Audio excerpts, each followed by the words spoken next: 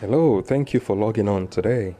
So we've started to look at what a plan is and how it should really be based on a clear, specific vision.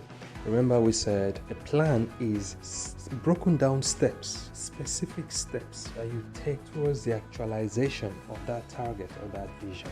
And so that's what we want to look at a little bit more today. Now, a vision needs to be specific, we said. The problem with a vision that's not specific is you would struggle to put accurate plans in place to actualize it.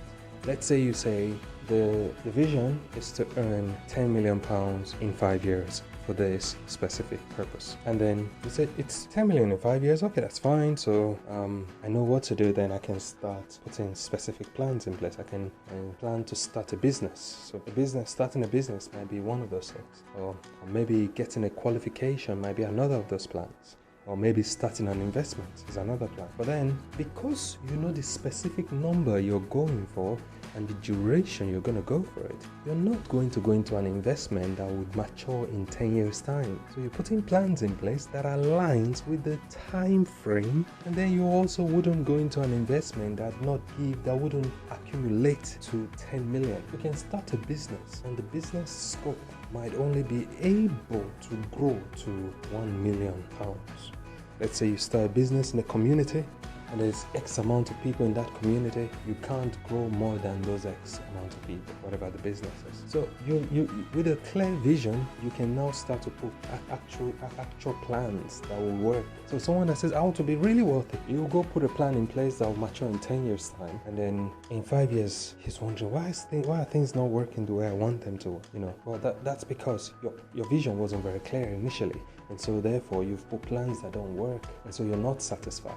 Or I want to be very wealthy, and then goes about doing a business, but realize you can have £1 million and that's also very wealthy. You can have £100,000 and that's also very wealthy. You can have £20 million and that's also wealthy. It depends. I remember a story of a guy in university. He said, when I graduate, I'm going to work in an oil company. And by oil company, in those days, in his environment, what people really meant was oil company like Shell, Chevron, and those bigger corporations. So he's saying, I want to work in an oil company when I graduate. So I'm going to study really hard. And then he graduates, and today they said he's working in a palm oil company. It's still an oil company. It's just not the type that he probably envisaged. So he's effectively working in a farm, which isn't a bad thing per se. But you see, it's important that you are clear on what your vision is so that you can put plans in place. I remember someone gave a story once how he wanted to increase his income to £1 million that particular year. And so he looked at his current earning capacity. It was at £250,000. So he said, well, to increase to £1 million, I need to do something or some things that will increase my earning to £1 million. And then he was there thinking about things that he could do, researching, and he found another thing, and he found another thing. And the problem with many of the things he found was actually they were going to take him much longer to achieve £1 million, or they were just not going to be enough. So he added like 3 other things, and interestingly, those 3 things, you accumulate them together, they would effectively bring him up to £1 million. Then he says, yeah, I've got a plan now.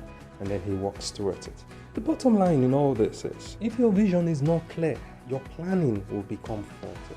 And I'd like to stop here in this session, but continue on planning a little bit more in the next session. And what I'd like to look at is, what are the things to consider when you're making plans? Thank you so much for listening. God bless you.